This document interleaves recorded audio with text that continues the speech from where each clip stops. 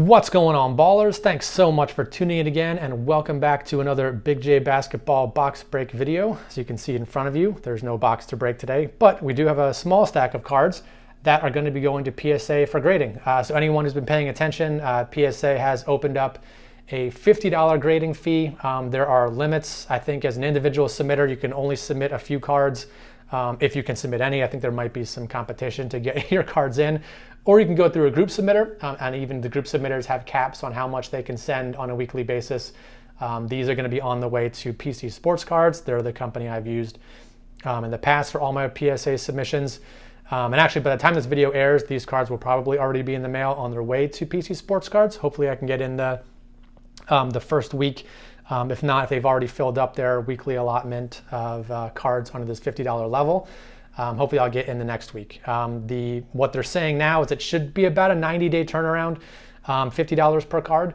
Might be a little bit longer. Again, like I said, I might not make that first cutoff because I know a lot of people are probably sending in cards since there's a pretty big drop in price from $100 down to $50. And if we can actually get them back in 3 months, that would be awesome. If you haven't subscribed to the channel yet, go ahead and hit that subscribe button, click that bell for notifications so you get notified whenever we post new stuff, which is pretty much all the time. Last PSA reveal we got a bunch of Kabooms back. So we got a Dirk back there and a D Wade, both PSA 9, added those to the 2013 Kaboom set. So let's go ahead and take a look at the cards that we're going to be sending in. And just real quickly, I wanted to mention one thing before we take a look at the cards. There's been a lot of chatter about the Marks cards and PSA submission kind of fiasco that's been going on. I don't have a ton of different information than what you've probably heard at other places. Go check out Ryan, Card Collector 2, the video he put up on his Instagram explaining the whole situation. Sports Cards Nonsense on their podcast. They actually talked to the guy who runs the Marks cards. Didn't get a lot of information out of him, but they did manage to get him on the phone during their podcast. So there's a lot of information out there. I just hope that the people who submitted their cards are made whole. I hope they all get their cards back, and I hope they're not charged any extra fees. So if anyone from PSA, I doubt they're watching this channel, but just wanted to get the word out and hopefully that it works out best for everyone in the long run. Okay, but let's go ahead and take a look at the cards that we're going to be submitting. We'll just look at these one by one. So we got some PC stuff I wanted to send, some Kobe Bryant rookies. And sometimes the glare is hard to see with these cards and the card savers. But I bought this on eBay probably 2 years ago for, I don't know, 30 bucks or something. Obviously this card's worth a lot more now. But I thought this was a really good example of his finest bronze rookie. Back centering is not perfect. And front, it looks pretty much pristine. It does have the peel on it. So there's a little bit of, you can see where the peel might be coming off very, very slightly. So I don't think this is going to get a 10. My goal with the older cards I'm submitting, I'm assuming probably 8s, but best case scenario, hopefully I can get a 9. This one looks pretty good, so I'm hoping for a 9 on that Kobe.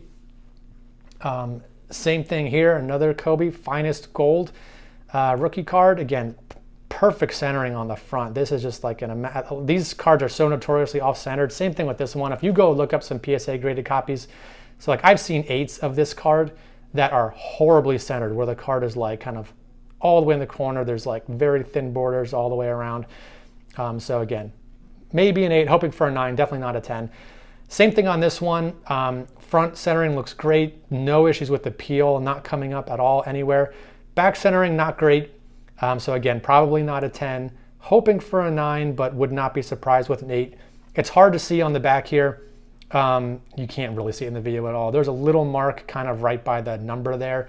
So I may get dinged for that one. So thinking probably an 8, but a 9 would be unbelievable if we could get that in that card. And same thing here, we got a Kobe rookie year insert. This is just such a cool card. I'm sorry. I love the die cut. I love the way it looks. It's just awesome, awesome, awesome all the way around. Again, same thing here. Not going to get a 10 because there's a little bit of white. Again, tiny bit of white down there you can see on the right edge here. Very, very minuscule amounts of white. But other than that, the card looked really good. So hoping for a 9 at best, but they're really tough on these. The back looked really clean. Didn't see any issues there.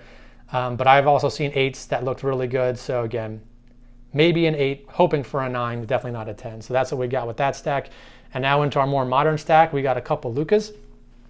Got the Slam Hollow and from 2020 and Illusion Starlight from 2019, two of the kind of better looking cards, I think, from the past few years. Again, on the modern stuff, hoping for 10s, would not be surprised on 9s on some of these. I wanted to send cards where even if it got a 9, I would probably be able to cover the grading fee with what this would sell for in a 9. But these both look like really clean examples.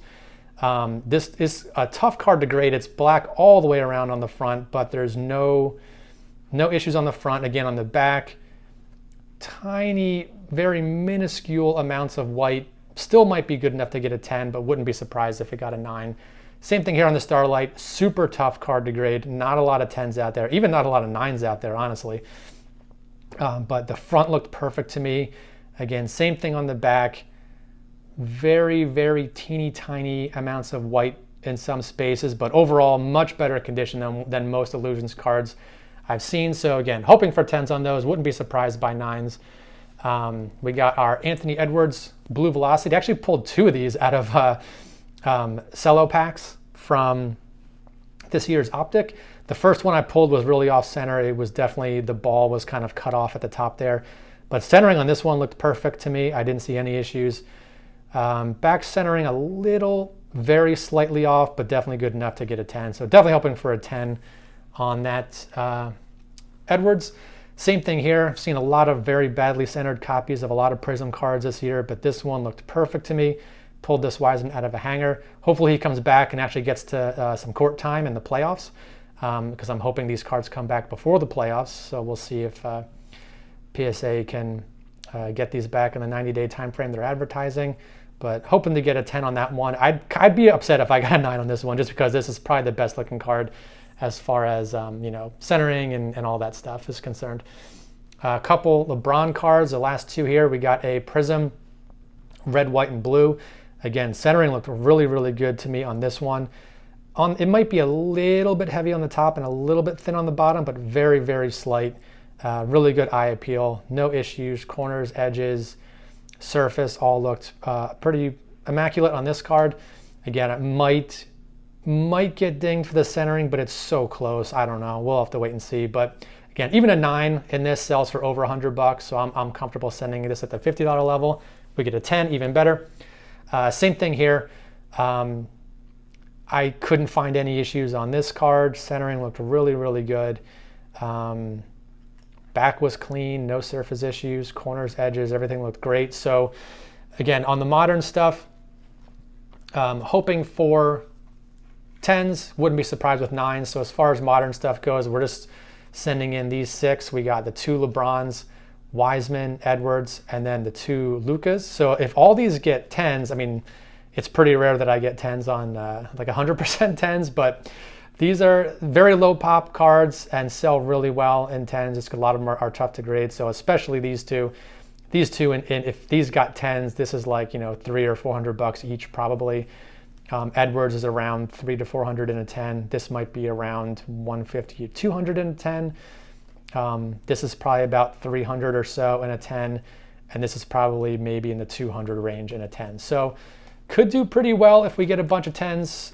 If we get all 9s, I'll probably, I'll be covering the grading fees. I don't think any of these are going to be less than $50 in a 9. Maybe the Wiseman, I don't know. We'll have to wait and see. And then those are going to be the ones that are going to hopefully pay for the sub. This is going to cost about $500 total. So I'm hoping that, whatever I get out of these will pay for the submission, and essentially will allow me to kind of grade these cards for free. These are staying in the PC. Again, not expecting 10s on any of these. That would be kind of a prayer. But I think they look good enough to get 9s. Are they going to get 9s? I don't know. We'll have to wait and see. If best case scenario would be 3 9s on these cards and then 10s on all these cards, that would be incredible if that happened. But definitely not banking on it. We'll have to wait and see. But again, for anyone who wants to submit some cards to the $50 economy level. I know it's not to, $25 or $10 what it used to be for some cards, but these are some that I was definitely holding on to, waiting for prices to go down. Obviously, it would have been nice if prices got down to around $25. I think they will at some point, but I don't know how long that's going to take. So I figured at least I'll send a couple in. We'll try it out. We'll see how it goes, and we will show the results here on the channel. So again, let's hold me accountable to this. If you don't see these back in about 3.5 months, let me know, and hopefully I can get some updates on how soon it'll be before these get back. But definitely hoping for some good grades. This is the first PSA pre-submission video I've done. So I'll do more of these if I can submit more cards in the future. Once prices go down even more, I have more cards that I'll probably submit once prices get below $50. But these are the only ones right now that I had that I was comfortable submitting at this level. So stay tuned. Grades coming back in a few months. And thanks for watching this video, and I'll see you all on the next one.